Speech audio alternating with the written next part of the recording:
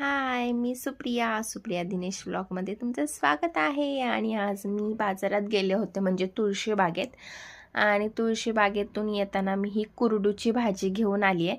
Exactly मी काय घेऊन येते हे मला माहितीच नव्हतं. खरं तर मला असंच तिथे वेगळ्या काहीतरी रानभाज्या विकताना दिसली एक बाई, गावाकडचीच होती, आणि तिने असे वाटे घातले होते. तर त्याच्यातून मी ही कुरडूची भाजी घेऊन आले.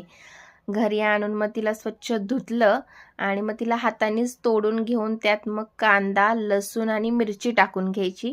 बेसिक आपण जशी भाजी बनवतो तसंच. मी हिला चिरली नाही. आणि मग नंतर कांदा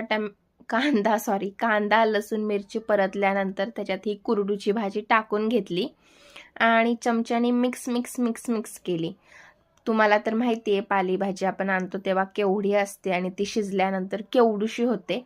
मला माहिती नव्हतं ही भाजीला काय म्हणतात, त्याच्यामुळे मी एकच वाटा घेऊन आले होते आणि ऑब्व्हियस ते एक वाटा असल्यामुळे एवढीशीच झाली. मग त्याच्यात चवीनुसार मीठ टाकलं आणि मस्तपैकी कुरडूची रानभाजी आणि ही ज्वारीची भाकरी. आता मी तिला टेस्ट करते आणि बघते कशी झाली आहे. मग तिला टेस्ट केली तर मला ती खूप खूप खूप आवडली. मला अशा वेगवेगळ्या भाज्या ट्राय करायला खरंच आवडतात. खरं तर अशा रानभाज्या आपल्याला शहरात क्वचितच भेटतात, त्याच्यामुळे अशी कुठं रानभाजी भेटली किंवा वेगळी काही दिसली तर मी आणते आणि ही टेस्टला खरंच खूप छान आहे.